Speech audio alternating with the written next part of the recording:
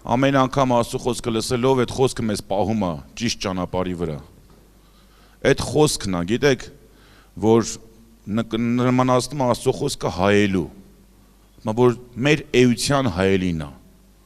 Գիտեք, չէ, բժշկության մեջ ռենտգեն կա, որ ռենտգեն է անում, որ ախտորոշեն։ Մեր ներաշխարհը Աստծո խոսքից լավ ոչ մի բան չի կարող ախտորոշի։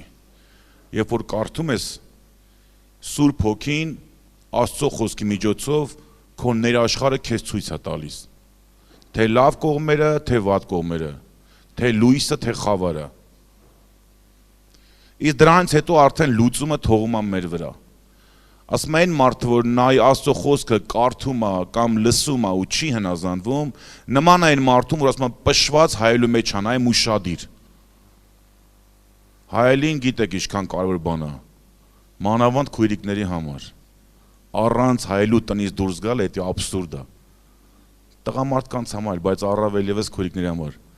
Ասում է ուշադիր նայում է, շուտով մոռանում է ինքից ձևեր։ Հայելու նպատակն է դա որ նայես, հարդարվես, կարգի բերես քեզ, տենաս քո տեսքը ոնց է։ Ասում Աստծո խոսքն էլ տենց է, որ նայում ես, պետք է կարգավորես քեզ, եթե չես կարգավորում, այս քեզ հայելին էլ սկի պետք չի։ Հայելու իմաստն է դա տան մեջ։ Օրինակ մեռած մարդուն գիտեք, մեր հայկական սովորությունով հայելի պետք չի, որ մեռնում է, շորով այդ հայելները ծածկում են։ Ինչ իմաստ ունի դագաղը մի քանի տեղ երևա։ Մեռած մարդ էլ հարդարվելու կարիք չունի։ Մենք էլ եթե չենք հարդարում մեր կյանքերը, նշանակում մենք մեռած ենք հոգեորապես։ Այսօր խոսք որ խոսամ շատ լավ աղբերը մի համար ասեց, բայց շատ կապ ունի դրա հետ։ Ասում մեր բոլոր հոգսերը Աստծուն տանք։ Գիտեք, այսօր աշխարհում մարդիկ կան, որ հոգսերը Աստծուն չեն տալի ու ապրում են։ Հիմա ինչքանով են կարող լուծեն, ինչքանով չեն կարող լուծեն, մենք տենում ենք, որ շատերը ստրեսների, դեպրեսիաների եւ այլ բաների մեջ են։ Որտեւ շատ ժամանակ մեր հոգսերը մեր կարողություններից վեր է։ Շատ ժամանակ մեր կյանքում եղած խնդիրները մեր հնարավորություններից վեր է։ Ֆինանսական խնդիրներ կան, որ հնարավորությունից հետ վեր են, առողջական խնդիրներ կա, հնարավորությունից հետ վեր է։ Խնդիրներ կան, բժշկությունից էլ վեր է։ Դրա համար շատ կարևոր է մեր կյանքում Աստծո միջամտությունը։ Բայց որ Աստված միջամտում է մեր կյանքերում, Աստծուց ամեն բան ներքև, Աստծուց վեր բան չկա։ Ստեղ որ ասում է հոգսերը տվեք, նպատակն ասում է, թող ձեր ամեն հոգսերը, խնդրվածները Աստծուն հայտնի լինեն, որպիսի Աստծո խաղաղությունը գա ձեր կյանքի մեջ, որ ձեր մտքերը, սրտերը պահպանվեն Հիսուս Քրիստոսի մեջ։ Գիտեք, երբ որ հոգսերը մարդու կյանքում շատանում է, խաղաղությունն էլ հետն է կորում։ Մարդու հանգստությունն էլ հետն է կորում։ Մովսեսը որ գնաց Իսրայելի ժողովրդին բան ասելու գրված ասում է ծառայության, ծանրության պատճառով Մովսեսին չէին կարողանում լսեին։ Այդ ժամանակ մենք գիտենք, որ Իսրայելի ժողովուրդը մի բանի համար սկսեց աղաղակել, դեռ շատ ուշ հասկացավ, որ արդեն ոչ թե Աստծո կարիքը զգում էին, ուզում էին հաղորդակցեն, այնքան ճնշումը շատացել էր եգիպտացիների, արդեն ստիպված աղաղակում էին Աստծուն։ Բայց Աստված չի ուզում։ Լավ է, որ գոնե ստիպված աղաղակեցին, Աստված լսեց ու փրկեց։ Բայց Աստված չի ուզում, որ մենք ստիպված աղոթենք իրան։ Որ մենք նենց լինի, որ էլ ճար չկա դրա համար աղոթում ենք։ Աստված ուզում է թե կարիքի դեպքում, թե հոգսի, թե խաղաղ պայմաններում մենք իր կարիքը զգանք։ Այս է իսկական աստվածապաշտությունը կամ սա է իրական աղոթքի կյանքը։ Ես մտածում էի Սուրբ գրքում լավ աղոթքի օրինակներ էի մտածում։ Մարդիկ, որ աղոթքի կյանք են ունեցել, կանոնավոր։ Գիտեք, այն լուրջ մարդիկ, որ կան ավետարանում, որոնց միջոցով Աստված մեծ բաներ արե, բացի այն, որ Աստված մեծ բաներ արի իրանց միջոցով, իրանք մեծ մարդիկ են համարվել, դրանք Աստծո հետ հաղորդակցող մարդիկ են։ Վառ օրինակներից մեկը Մովսեսը։ Հələ Աստված վկայում է Մովսեսի մասին, ասում է Մովսեսը մեկն է, ի տարբերություն Ահարոնի, Մարիամի, ասում է ես նրանց պետք լինի երազով կհայտնվեմ, տեսիլքով, կամ ինչ-որ միջոցներով կհասկացնեմ, նեմիային ասես գնա, ես քո սրտի մեջ կդնեմ, դրել էր սրտի մեջ, ազբաց տարբեր ձևեր ունի, բայց Մովսեսի մասին ասում է ես իր այդ երես առ երես եմ, պատկերացնում եք Աստծո Դե ես կերպարանքը չէր տնում ինքը Աստծո, բայց ամբիսյունով ինքը ասենց բերան Աստծո հետ խոսում էր։ Մովսեսի ու Աստծո մտերմությունը։ Դրա համար Մովսեսը։ Աստված սարքեց Մովսես, որ ասում ենք Մովսես ինքը մեր համար մի հատ կշիռ ունեցող մարդ ավետարանում։ Կամ որ ասում ենք Պողոս։ Ասում ենք Պողոս ինքը 12 առաքյալների հետ չկար, բայց ինքն ասում է ես ոչ մի բանով պակաս չեմ նրանցից։ Անկամ Պողոսն ասում է ես մի բան ուզեցի իրանցից լսեմ, որ իմ համար նորություն ունի, չկար նորություն։ Պատկերացնում եք, չնայած ինքը մեծամիտ չէր, ասում էր ես ետինն եմ, վիժացի պես եմ, արժանիլ չեմ առաքյալնելու, բայց ինքը մեծություն էր համարվում։ Ու մենակ Պողոսն էր ասում, որ ես բոլորիցից շատ եմ աղոթք անում, որ նայում ես այն աղոթքի հայտնությունները, լեզուների աղոթքը, հիմնական ավետարանում Աստված հայտնեց Պողոսի միջոցով։ Ինչ է նշանակում լեզներով աղոթող, լեզներով աղոթքի նշանակությունը, կարևորությունը կամ դերը մեր կյանքում Պողոսի միջոցով այդ հայտնությունները եկան։ Գիտեք Պողոսի հպարտանալու վտանգը որտեղից էր գալիս։ Ասում եմ որպիսի հայտնությունների առավելության պատճառով չհպարտանամ։ Պողոսը չէր հպարտանում, որ մի քիչ փողը շատացել էր, կամ մի քիչ չգիտեմ ունեցվածքը շատացել էր, կամ Պողոսը չէր հպարտանում, որ ինքը արդեն առաքյալ էր դառել, կամ չգիտեմ իր միջոցով եկեղեցի էր հիմնվել։ Պողոսի հպարտության վտանգը գալիս էր մերս այնքան լիքն էր, պատկերացնում ես, մարդու միտքը այնքան լիքն է հայտնություններով, ինքը հին ուխտը կարող է մեկնաբանի դարձնի նոր ուխտ, որ շատերը կարդացվեն միտք չեն առել։ Պետրոսը Պողոսի համար վկայում ասում է մեր Պողոս եղբայրն էլ Աստծուց տրված իրան իմաստության պատճառով մի քանի դժվար իմաց բաներ է գրել։ Պետրոս առաքյալը խոստովանում է, որ Պողոսի գրածները դժվար իմաց բաներ կա, անգամ իրանց համար հասկանալու։ Ասում է, որ անգետները, անուսումները ծռում են, անհավատները։ Մեծություն էր, բայց որ նայում ես Պողոսի կյանքը կանոնավոր աղոթող էր, կանոնավոր։ Ամեն եկեղեցիներից կարդում ասում եմ Տեր Աստված, ոնց կար, ասում ամեն ժամանակ ձեզի հիշում եմ իմ աղոթների մեջ։ Կարդում ես Հռոմեացիս եկեղեցուն նույն բանն է ասում։ Մեկ էլ կարդում ես ուրիշ եկեղեցուն նույն բանն ասում, ամեն ժամանակ հիշում եմ։ Ամեն ժամանակ հիշում եմ ձեր սիրո աշխատանքը։ Իմ սրտի համար անպակաս ցավ է Իսրայելը, որ չի ապաշխարե։ Այդ ցավը միշտ իր մեջ կար։ Անպակաս ցավ, այսինքն ինքը այդ ցավը իր համար անբաժան էր, ինքը այդ ցավը տենց երևի տենց էլ գնաց Տիրոջ մոտ, որ ինքը ուզում է տնալ Իսրայելին ապաշխարած։ Ասում եմ ձեր բոլորից շատ եմ աղոթք անում ես։ Բայց ես այսօր խոսալու եմ Դանիելի մասին։ Դանիելը որպես մի հատ կանոնավոր աղոթքի օրինակ։ Օրինակ Մովսեսի պարագայում, Պողոսի պարագայում, մյուսների պարագայում գրված չի անգամ աղոթքի քանակ օրը քանի անգամ էին աղոթում։ Բայց Դանիելի համար գրված է, օրը 3 անգամ աղոթում էր։ Լավ, ես դե համարներ եմ գրել, չեմ կարդա, տենց հետո կկարդամ, այս սկզբիները կասեմ։ Գիտեք, Դանիելը, երբ որ Բաբիլոնը գերության գնաց, այսօր կարդում է ասում է Աստված Երուսաղեմ մատնեց բաբիլոնացիների ձեռը։ Մեծ ցավ, այսօր մենք լավ կհասկանանք, որովհետև այս մեր կռիվների հետ կապված, որ Արցախի հետ մի մասը տվեցինք, այդ ցավը երևի բոլոր նորմալ հայրենասեր մարդու մոտ կա այդ ափսոսանքը։ Երուսաղեմը Աստված տվել էր, մատնել էր Երուսաղեմ, պատկերացնում Երուսաղեմ քաղաքը։ Կողից ինչ որ գյուղեր չէ, Երուսաղեմ քաղաքը։ Դու պատկերացնում ես ցավը հрьяաների։ Ու պարզ գրված է մեղքերի պատճառով, Աստծուց հեռանալու պատճառով։ Բայց այդ ժամանակ, որ Երուսաղեմը հեռու էր Աստծուց, հեռու էր աստվածապաշտությունից, այդ ժամանակահատվածը շատ նման է Սարդեսի եկեղեցուն, որ ասում է ձեր մեջ մի քանի հոգի կան, որ իրենց հանդերձները երբեք չկեղտոտացրին։ Ասում է նրանք իմ հետ սպիտակներով ման կգան, եւ ես նրանց անունները կյանքի գրքից չեմ ջնջի։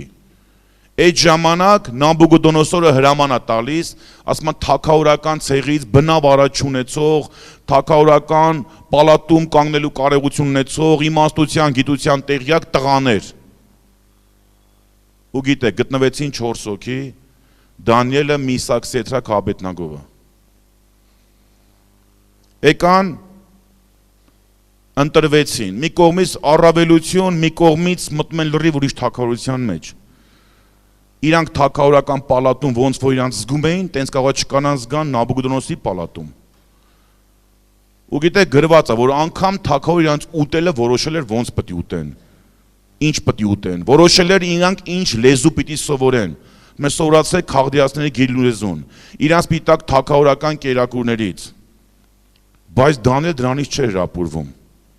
Իմանալով, խելացնելով, որ թագավորական կերակուրները կուրքերի առաջ օրնվում բերվում են, որպես հատուկ թագավորական կերակուր։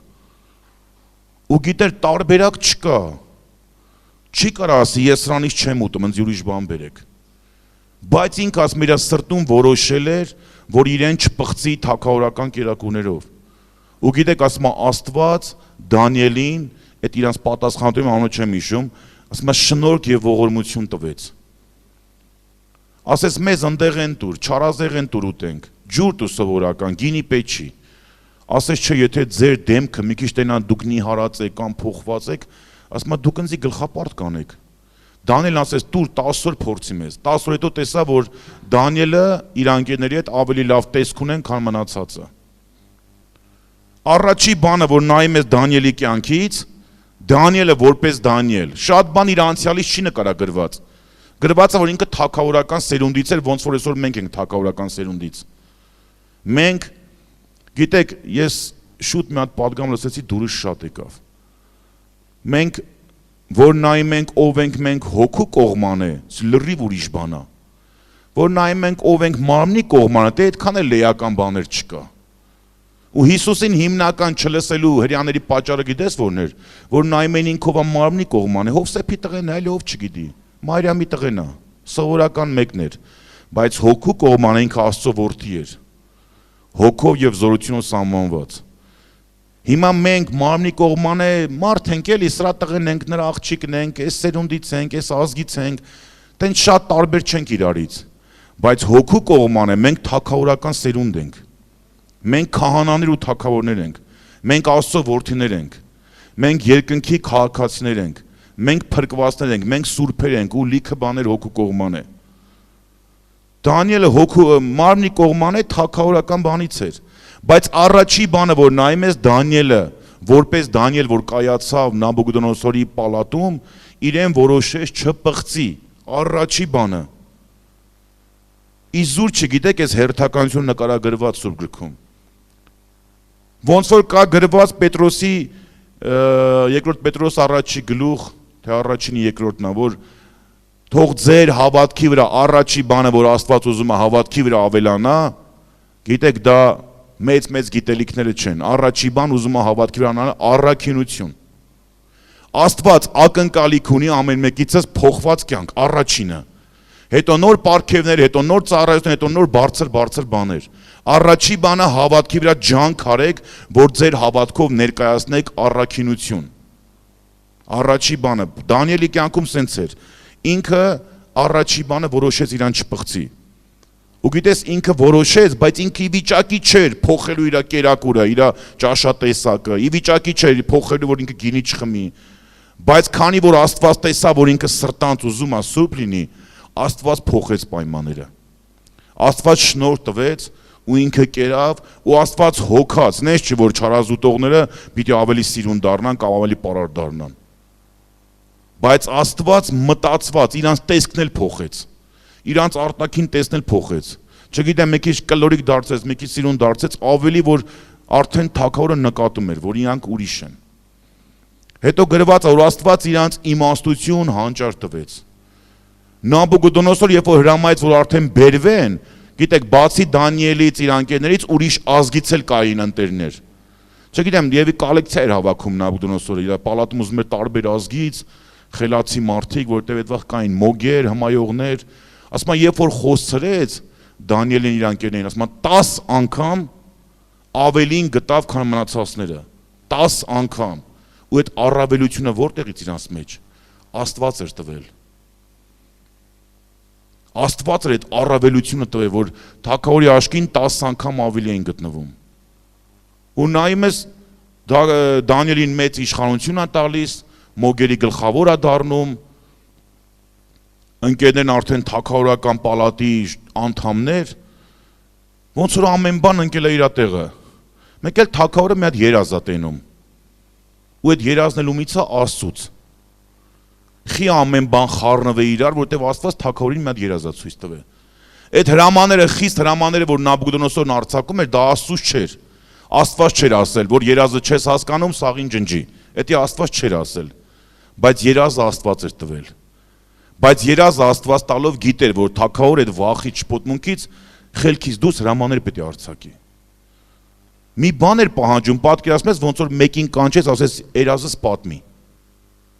Առանց կատակի, հենց տենց ուզում էր։ Ասում էր մեկնությունը չեմ ուզում, եթե կարող ես մեկնություն տաս, երազս էլ պատմի։ Հավաքվելն ասում են, այս պահանջը, որ թագավորը ներկայացնում է, ոչ մի մարդ չի կարող անի, ոչ մի մարդ։ Ու եթե ասում են մոգերը, հմայողները, բախտնայողները, ասին պատմի, մի բան գոնե կասենք, էլի, թագավորն էլ ջոգեց, որ ֆռիկ է, էսի, ասես դու գիտեք, որ ուզում են պատմեմ, մի բան ասեք, մինչև ժամանակներին հասնի, մոռանանք էթա, դուք էլ սաղմանաք, ասես չէ, հրամանը տվեց, կոտորվում են։ Ու գրվածը, որ Դանիելին ու իր անկերներին որոնում էին, որպեսզի սպանեն։ Պատկերացնում եք, Դանիելը գիտի, որ իրանց ման են գալիս, որտեղ գտնեն սպանելու են։ Դանիելն եկավ, խնդիրը ներկայացրեց, մի խնդիր, որ ոչ մեկ չի կարա։ Դանիելն ինչքան էլ խելացի էր, ի տարբերություն մեզ, մենք որ երազ տենանք կամ տեսիկ, կարող է մի հատ էլ աղոթենք դրա մեկնաբանությունը հասկանալու համար, բայց Դանիելին Աստված նենց իմաստություններ տվել, ասում է ինքը ցանկացած երազ տեսիլք հասկանում էր։ Դա արդեն իր մեջ դրված էր այդ պարգևը։ Ինքը էլ երազի համար չէր աղոթում, որ Աստված մեկնաբանի։ Ինքը արդեն որ երազը լսում էր, այդ պարգևը իր մեջ կար, ինքը մեկնաբանում էր։ Բայց սա մի ուրիշ պահանջ է, որպեսզի երազը պատմես։ Դանիելն եկավ, ընկերներին հայտնեց ու աղոթեցին։ Գրված է գիշերվա տեսիլքում, այս որ ասում է գիշերվա տեսիլքում, նշանակում է մի ահագին աղոթել էին, ժողովուրդ։ Չեմ ուզում շատ ենթադրությունների մեջ ընկնեմ, բայց եթե երեկոյան էր եկե Դանիելը, հաստատ գիշերվա մեկին ման չէին գալ Դանիելին, եթե երեկոյան էր եկե հայտնի այդ խնդիրը, գրված է գիշերվա տեսիլքում, գոնե մի 2-3 ժամ աղոթել էին, ամենաքիչը։ Չասին էլի, Տեր, դու գիտես հայտնիր մեզ։ Վստահել, որ մենք այդքան հավատք ունենք, 2 բառն էլ է հերիք։ Այո, կարող է տեղեր կա 2 բառը հերիք լինի։ Բայց իրանք այնքան հարատևեցին աղոթքի մեջ, մինչև այդ տեսիլքը տեսավ ինքը։ Ու թագավորը Նաբուկոդոնոսորը հասկանում էր, որ ինքն էլ էր հասկանում, որ մի բան է պահանջում, որ հնարավոր չի։ Ուղղակի ինքը շփոթություն գրված է, իր հոգին խռովել էր, վախերի մեջ էր, վախեցել էր երազից։ Այդ կայսրը, որ ամբողջ երկին իրանն էր, մի հատ երազից վախեցել էր։ Աստված մի հատ երազով կարող են ամենայն ամբարտավանին, ամենա չգիտեմ մեծին, կարող գցի վախի ու շփոթության մեջ։ Բայց Աստված հաճույք չի ստանում մարդկանց վախեցնելով։ Վախեցրեց, որ իր ծառաների կարիքը զգա, որ իր ծառաների միջոցով իր պատասխանը ստանա։ Երբ որ պատմեց գրված է, կարդացած կլինեք, ասում է Դանիելը երկրպագեց Նաբուկոդոնոսորը երկրպագեց Դանիելին։ Ինքը այդ տպավորությունից ես չեմ կարծում, որ մյուս անգամն էլ ինքը երկրպագում էր, ոնց էլ դա պետք էր, ոչ էլ Դանիելը դրա ցանկությունը ուներ։ Ուղղակի ինքը լսելով, sense տպավորված, երազը ոնց որ ինքը տեսել է, մեկնաբանությունը, որ հետագա տարիների համար, որ ասում դու մտածում ես ինչ պիտի լինի սրանից, հետո Աստված քեզ հայտնեց ինչ պիտի լինի։ Աստված քեզ հայտնեց ինչ պիտի լինի, ընդամենը մի հատ արձան ցույց տալով, բայց բառեր չգիտի ինչ պիտի լինի։ Բառերն ասեց Դանիելը։ Դանիելն ասեց այդ արձանը ինչ է նշանակում։ Գրված որ ընկեց երկրպագեց աղոթքով, պատկերացնում մի հատ իրավիճակ ստեղծվեց, որ այս հարցը մենակ լուծվեց աղոթքով։ Դանիելը հասկացավ, որ այն պարգևները, որ գործում է իր մեջ, քիչ է այդ պահին։ Այն խելացին, որ ինքը կա, այն իմաստությունը, որ ունի, այդ պահին քիչ է։ Այն Աստված ճանաչողություն, այն հավատքը, որ ունի, այդ պահին քիչ է, չի գործում։ Առանձին մի հատ հայտնություն է պետք Աստծուց, որտեվ այդ է պահանջը թագավորի։ Ու գրված է, որ թագավորը ասեց, ձեր Աստվածն է ճշմարիտ Աստվածը։ Ասեց ձեր Աստվածը, հրեաների Աստվածը, Եհովան, նա է ճշմարիտ Աստվածը, որտև նա է գաղտնիքներ հայտնողը, որտև նա գիտի, ասում եմ, մութի մեջ եղածը, նա գիտի հետագա տարիների եղածը, նա գիտի ապագան ամեն մարդու, նա գիտի ապագան ամեն երկրի, Վաղվա օրը մենակ նրան է հայտնի։ Մեր հավիտենությունը մենակ նրան է հայտնի։ Ու նայում ես էլի սենց խաղաղ գնաց կյանքը, ավելի բարձր պաշտոնի, ստեղ էլ են խոսքը կատարվեց, որ Աստված իրան սիրողներին ամեն բան, ոչ թե որոշ բաներ, ամեն բան բարիին գործակից անում։ Թեկուզ իրանց վրա մահվան վճիռ կար, բայց Աստված փոխեց այդ վճիռը։ Որովհետև Դանիելը ու իր ընկերներն Աստծուն սիրում էին։ Դրա համար ամեն բան շուր տվեց, ոչ թե ընդամենը սաղ մնացին չմահացան, այլ ավելի բարձրացրեց Աստված։ Գրվածը Դանիելը խնդրեց իր այրեք ընկերներին նշանակեց Բաբիլոնի գավառը կառավարողներ, կենտրոնը հենց, ինչ որ ուրիշ գավառը չէ, Բաբիլոնում, Սեդրակը, Միսակը, Աբեդնագովը։ Հետո էլի են բաները գրել, բայց ժամանակը քիչ է։ Հասնենք 6-րդ գլուխ։ Եկավ արդեն գիտեք, իր տղեն ամբարտավան, որ Աստված չթողեց թագավորի, եկավ Դարեհ թագավորության ժամանակը։ Տեսեք 6-րդ գլուխ Դանիելի մարգարեություն։ Հաճո երևեցավ Դարեհի առաջին թագավորության վրա 120 կուսակալներ դնելու, որոնք լինեն բոլոր թագավորության մեջ, եւ սրանց վրա 3 հրամանատարներ, որոնցից մեկը Դանիելն էր։ 120 կուսակալներ, կուսակալ դա շատ մեծ պաշտոն էր, Պիղատոսը նա կուսակալ էր։ 120 հատ Պիղատոսի նման դրվել էր 3 հրամանատար, որոնցից մեկը Դանիելն էր, Դանիելն էր 3-ի մեջ նախապատիվն էր, ամենահարգվածն էր, ամենաազդեցիկն էր։ Որպեսզի կուսակալները հաշիվ տան, որ թագավորին վնաս չլինի, այն ժամանակ այս Դանիելը նախապատիվ եղավ հրամանատարներից եւ կուսակալներից, որտեղ նրանում գերազանց հոգի կար։ Եվ թագավորը մտածում էր, որ նրան բոլոր թագավորության վրա դնի։ Տեսեք, բացի այն, որ 3-ից մեկն էր, բացի այն, որ նախապատիվ էր, թագավորը Դարեհը արդեն մտածում էր, ոնց որ փարավոնը Հովսեփին դրեց ամբողջ Եգիպտոսի վրա, սա էլ մտածում էր Դանիելին դնի ամբողջ թագավորության վրա։ Ու Դանիել դեմ մի հատ չարախոսություն եղավ։ Այն ժամանակ հրամանատարները եւ կուսակալներն աշխատում էին մի պատճառ գտնելու Դանիելի դեմ, կառավարության կողմանե, բայց բնավ մի պատճառ եւ չարություն չկարողացան գտնել, որտեւ նա հավատարիմ էր եւ ոչ մի հանցանք եւ չարություն չգտնվեցավ նրա վրա։ Այն ժամանակ այս մարդիկն ասեցին, թե մենք Դանիելի դեմ բնավ մի պատճառ չենք գտնելու, այլ նրա վրա կգտնենք Աստծո օրենքի կողմանե։ Այն ժամանակ հրամանատարները եւ կուսակալները ժողովեցան թագավորի մոտ եւ այսպես ասեցին նրան. Ով Դարեհ թագավոր, հավիտյան կաց, խորհրդակցել են թագավորության բոլոր հրամանատարները, նախարարները, կուսակալները, խորհրդականները եւ կառավարիչները, որ թագավորը մի հրաման որոշե եւ մի արգելք հաստատվի, որ ամեն ով որ մի խնդրված խնդրե որևէ աստվածանից եւ մարդից մինչեւ 30 օր բացի քեզանից ով թագավոր, նա գծվի առյուծների գուբը։ Հիմա ով թագավոր հաստատիր այս արգելքը եւ ստորագրի հրովարտակը, որ չփոխվի մարած եւ պարսից օրենքի համեմատ, որ անխափանելի է։ Որովհետեւ Դարեհ թագավորը ստորագրեց հրովարտակը եւ արգելքը։ Եվ երբ որ Դանիելը իմացավ, տեսեք, մի բան են կազմակերպել բոլորով, կուսակալները, նախարարները, կառավարիչները, ինչքան գիտես, թագավորի հրամանով, որ անփոխելի հրաման է։ Եթե դրվեց, որ պիտի 30 օր ոչ մեկ ուրիշ Աստծուց կամ մարդուց բան չխնդրի մենակ իրանից։ Տեսեք Դանիելն ինչ ա։ Եվ երբ որ Դանիելն իմացավ, թե հրովարտակը ստորագրվեցավ, գնաց իր տունը եւ իր պատուհանները բացեց իր վերնատնումը դեպի Երուսաղեմ եւ օրը 3 անգամ ծունկի վրա էր գալիս եւ աղոթք էր անում եւ գովաբանում էր իր Աստծուն։ Ըստ որում նա սրանցից առաջ այսպես էր անում։ Այս ուզում եմ ես խոսքը, տեսեք, այն որ նայում ես այն սկզբի շրջանը, որ որոշես չպղծի,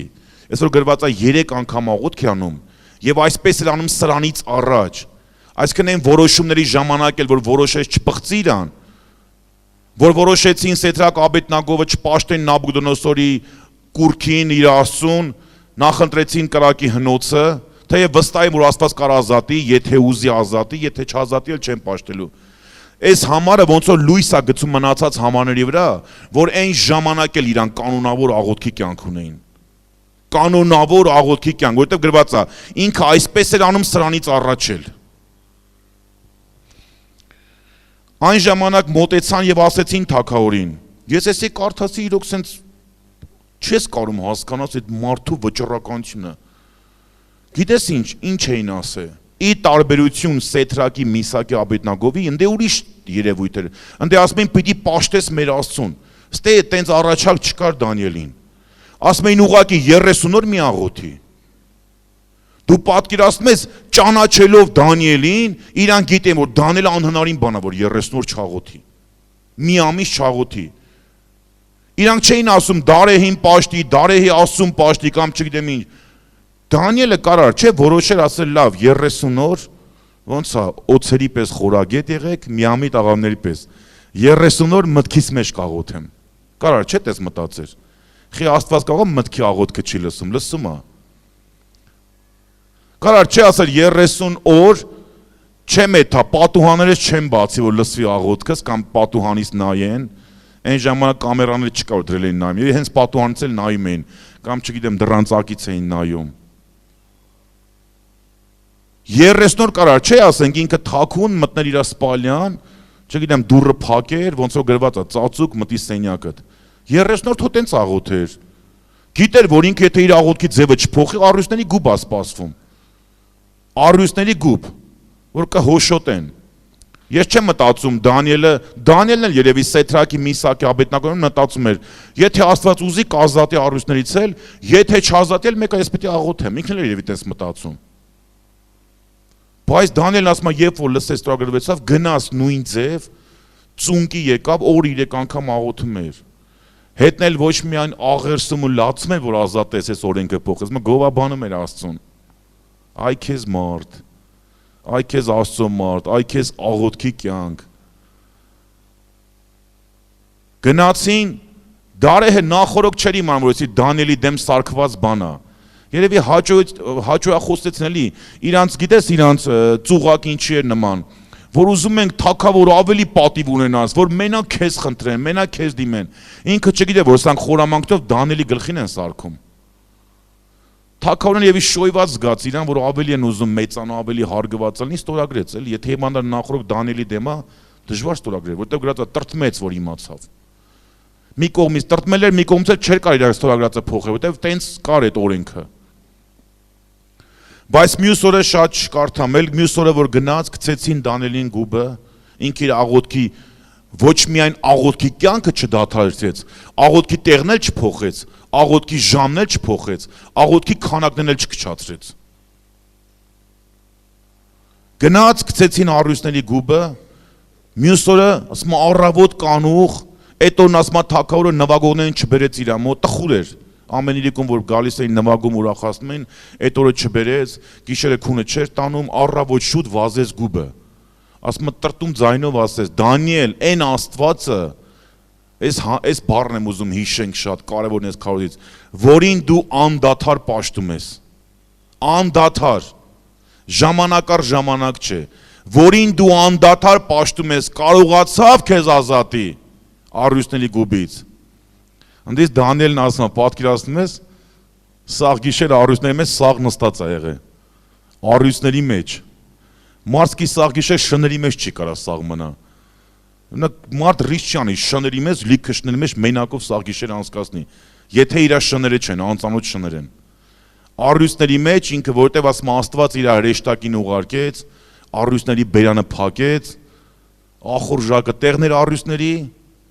Էդի պատժամիջոց էր գուբի առյուծները, մտածված սոված պահում էին, սոված, շուշուտ հաս չէին տալի, որ մեկին, որ պատիժ է արդեն մահապատիժ է, հենց գրված է, որ իրա թշնամիներին դրանց հետո գցեցին, օդի մեջ ասում է կերան, չթողին գետին էլ ընկնի, ոսկորները փշրեցին, ու Դանիելն ազատվեց, որովհետև ինքը անդադար Աստծուն պաշտում էր, որովհետև ինքը անդադար աղոթքի մեջ էր, ուներ մեծ դիրք, ուներ ենթադրենք նորմալա, որ ունենար շատ փող, ուներ լավ տուն, ուներ հարգանք, ուներ պատիվ, ուներ ընկերներ, բայց աղոթքի կյանքը մնացել էր ամենաառաջի տեղում, ամենակարևոր տեղում։ Ու Աստված փրկեց Դանիելին։ Ու որ նայում է շարունակության մեջ էլ, Դանիելը աղոթքների ժամանակ, ոնց որ Հովանես Մկրտիչը, գիտեք, Հովանես Մկրտչի հայտնությունը, մեկ էլ Դանիելի հայտնությունը նույն բանն է համարյա, որ այդ գազանները ծովից դուրս եկան, հետագա աշխարհակալներն ովքեր պիտի լինեն։ Հովանես Առաքյալը, Մկրտիչն եմ ասում։ Հովանես Առաքյալը ու իրանք այդ տեսիլքները, երազները ստացան աղոթքի մեջ։ Նույնը գրված է, որ Պատմոս աստվածքաղզում Կիրակյուրը աղոթքի անում եղա հոգու մեջ։ Հավատացեք, ես համոզված եմ։ Աստված նույն ձև ուզում է գործի ցանկացածից հետ, եկեղեցու հետ։ Եթե մենք լինենք այդ անդադար Աստծուն պաշտողները, անդադար աղոթք կարողները։ Տիմոթեոս 2-րդ գլուխ, ես որ Մոսկվա վարամաղբորից մոտ մասնակցում էի, գիտեք, Սերգեյ Շիդլովսկին, ինքը արդեն հայտնի ճանաչված Աստծու մարդ է։ Մի հատ հայտնություն էր ստացել այդ ամեն բանից առաջ աղոթք անել։ Ինքը ամբողջ կոնֆերանսներ էր կազմակերպում 3 օրյա Մոսկվայում։ Ու այդ մի խոսք այնքան էր ասում, ամեն բանից առաջ աղոթք անել։ Այդ իր կյանքի ամենամեծ հայտնությունն էր։ Ու ինքը տենց անում էր։ Ու ինքը շատ օրնվել ու շատ բարձացել էր։ Հայտնությամբ ստացել էր ամեն բանից առաջ աղոթք անել։ Եփեսացից 6-րդ գլուխ 10 համարում, որ սկսում է 18-ում հետևնալը գրածում է, գրված է, որ սպառազինությունը հագեք, որ մեր պատերազմը մարմնի եւ արյան հետ չի, որ մենք կռվում ենք օդում եղող իշխանավորների հետ, եւ այլ, բայց վերջում ասում է արդ ամեն ժամանակ աղոթքով, հոգով եւ սրանում հսկեք բոլոր հարատեվությամբ, մյուս թարգմանությունում կատարյալ հարատեվությամբ։ Այսինքն եթե սպառազինությունը կա, հոգեվոր մտածելակերպը կա, բայց աղոթքը հանվի այդ ամեն ինչից, չի գործում։ Այո, աղոթք հետներ սպառազինություն, բայց ասում է ամեն ժամանակ աղոթքով, հոգով աղոթք արեք ու սրանում հսկեք հարատև կատարելությամբ, որպիսի չարության օրումը կարողանաք դեմ կանգնել։ Հետո ես ասեմ, ժողովուրդ ջան, ուրիշ բանա, որ քո կյանքի ինչ-որ մի հատ խնդիր առաջացել, սկսում ես աղոթել, ուրիշ բանա, որ դու աղոթքի կյանք ունես, հետնել խնդիր առաջացել։ Տես օրինակ առաքյալները աղոթքի հաստատուն կյանք ունեին, չէ՞։ Հետո նորից ոնց որ Դանիելի դեմ միաբանվեցին առաքյալների դեմ, որ արգելեն, որ սպառնան, ծեծեն, առաքյալներն էլ հասկացան, որ իրանք մի հատ լուրջ բանի են բախվել։ Իրանք հավաքվեցին, մի հատ ուրիշ աղոթք արեցին։ Իրանք ունեին այդ աղոթքի կյանքը, իրանք այդ աղոթքի ճանապարհի մեջ էին, բայց ասին Տեր, տուր որ բոլոր համարձակությամբ խոսենք։ Ձեռքդ մեկնիր հրաշքներ նշաններ անելու։ Եվ ասում աղոթեց այդ տեղը շարժվեց։ Եվ բոլորը Սուրբ Հոգով լեցվեցան։ Մի հատ ինչ որ լեցունության չափ ունեին, Աստված մի հատ ավելի մեծ լեցունություն տվեց, որ կարողանան այդ փորձությունը հաղթարեն։ Մենք եթե ունենանք հաստատուն եկեղեցական աղոթքի կյանք, մեր անհատական աղոթքի կյանքը, եթե այդ աղոթքի ճանապարհի վրա ինչ որ փորձներ հանդիպում են, արդեն ուրիշ ձև ես լուծում։ Բայց որ դու զրոյից սկսում ես նոր աղոթել դժվարությունների ժամանակ, դժվար է, հավատացեք։ Դժվար է։ Դա գիտես ինչի է նման, որ մեկը որ չեմպիոն է, ասենք, չգիտեմ, 2-3 տարի մեկ պետք է թա լուրջ խաղերի աշխարհի խաղերն է, աշխարհի մրցումներ է։ Ինքը եթե այդ ընթացքում չունի մարզումներ, վերջում վերջի օրը որոշում է մարզվի հետա ու դուրս գա ռինգ մեկի հետ։ Կտապալեն իրան ուղակի։ Եթե ինքը այդ ընթացքում չի ունեցել մարզումներ։ Այո, վերջի մի քանի օրը ավելի շատ է մարզվում, քաշակցում, չգիտեմ, իր սնունդին է հետևում, իր քնել լնելն ու ամեն ինչին հետևում է։ Ու այդ ժամանակ հաղթանակ ապահովում է, որովհետև ինքը ունեցել է այդ մարզումների կյանքը։ Մեր աղոթքը հիմա դրան նման է։ Հիմա լավ է, վիրուսեր, չգիտեմ, պատերազմեր, հիմա էլ խառնաշփոթ է երկրում, մենք սկսեցինք աղոթել։ Մենք պիտի հիմա պահենք։ Դանիելի պես մեզ չեն դրել երկու ընտրության առաջ, կամ աղոթ, կամ առույցների գուբ։ Բայց մենք կարող է այս փորձյանը մենք չդիմանանք, կարող է մենք այդ վիճակը չունենք։ Բայց մենք պիտի մեր աղոթների կյանքը հիմա պահենք։ Եթե ուզում ենք Աստված ավելի լուրջ բաների մեզ մեջ տանի, օծի եկեղեցին զորացնի, պարգևներ գործեն, մենք պիտի այս աղոթքի կյանքը պահենք։ Այո, դու քո ընտանեկան աղոթքի կյանք ունեցի, բայց այս ընդհանուրը ուրիշ է։ Դու պատկերացնես մեկը 3 ամիս աղոթքաժողովների չի մասնակցում, մեկ էլ գալիս է, տալիս են միկրոֆոն ձեռն աղոթում, Տեր ջան, թող պարգևները գործի եկեղեցում։ Տեր ջան, թող մարգարեություններ լինեն, Տեր, խնդրում եմ, որ զորացնես, հաղթես, շատանան փրկվածները սենց 3 ամիս բացարձակ բերանը չի բացի Աստծո առաջ։ Մեկ էլ նես բաներ ա ուզում, ընես բաներ ա ուզում։ Որ ասում եմ, այն երկար աղոթողների մտքով էլ չի անցնում։ Բայց նորմալ է, որ դու դրա մեջ ես, այն որ 1000 կանգուն արդեն ջուրը չափի անցկացրել է, մյուս 1000 կանգունը հաստատ ջուրը կհասնի քո սրունքներից։ Մյուս 1000 կանգունը կհասնի քո կոնքից։ Այն մյուս 1000 կանգունը արդեն դու կլողաս այդ ջրի մեջ, ջուրը արդեն քեզ կտանի։ Բայց տեղ ինչ է խոսում, մի օրվա բան չի։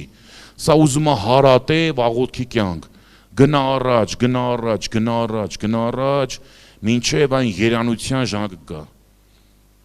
Էլ գիտես մի հատ երազ չենք տնա, սաղ եկեղեցով հավաքվենք տնանք ով կարա մեկնաբանի կամ մի հատ տեսիլ։ Կամ ով կարա, մի հոգի չկա մեր մեջ երազ տենող։ Մի հոգի չկա տեսիլ տենող։ Լմա չէ մեկ այդ դեֆիցիտը։ Բայց Դանիելի մեջ այդ երազ տեսիլ կա արդեն դրված էր առանց խնդրելու, որտեղ ինքը այդ հոգեոր աստիճան հասել էր։ Էլ իրան պետք չէ որ աղոթեր երազ մեկնաբաներ։ Ինքը արդեն աղոթում էր որ ուրիշի երազը տենա։ Դրա համար պետք է հարատև աղոթել։ Թող մեզ էլ ոնց որ օտար թագավորության մեջ Դանիելին ճանաչում էին Աստծուն անդադար պաշտող, թող մեզ մեր հարևանները ճանաչեն Աստծուն անդադար պաշտող։ Թող մեզ մեր հարևանները, մեր բարեկամները հրազդանի ժողովուրդը ճանաչեն անդադար եկեղեցի եկող։ Թող ճանաչեն անդադար աղոթքաժողովների մասնակցող։ Թող ճանաչեն մեզ մեր շրջապատը։ Ոչ թե ասենք եկեղեցի այդում ուրեմն նեղն անգե։ Թող տենց չճանաչեն մեզ։ Ու գիտեք Դանիելի կյանքում ինչքան խնդիր եղավ։ Առյուծների գուբը եղավ, մահվան վճիռը կար,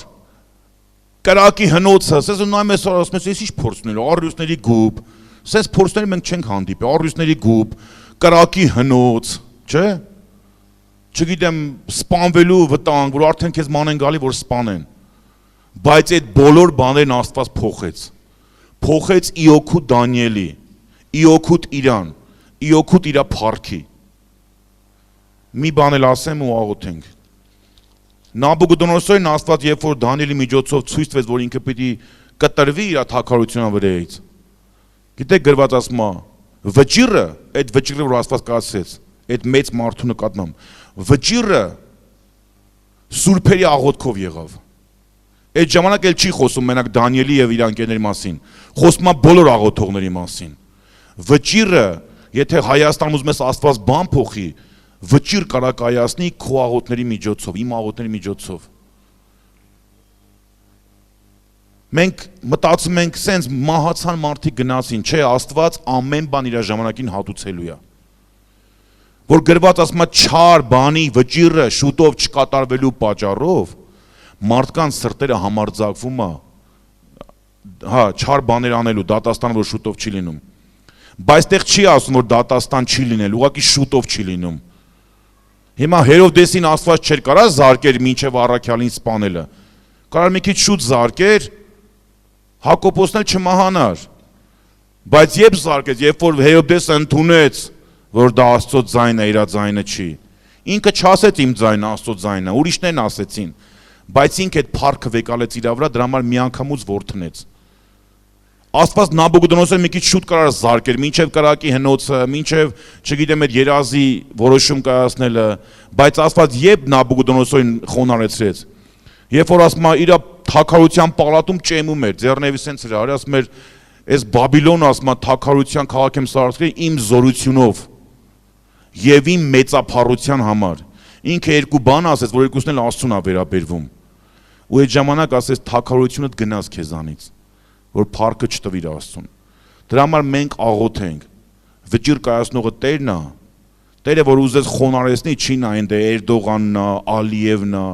եւ այլ ովքեր են, Տերը որ ուզեց վճիռ կայացնի, կխոնարհեցնի, ինքը կարա մի ամբողջ ազգ խոնարհեցնի սուրբերի աղոթքով, ամեն։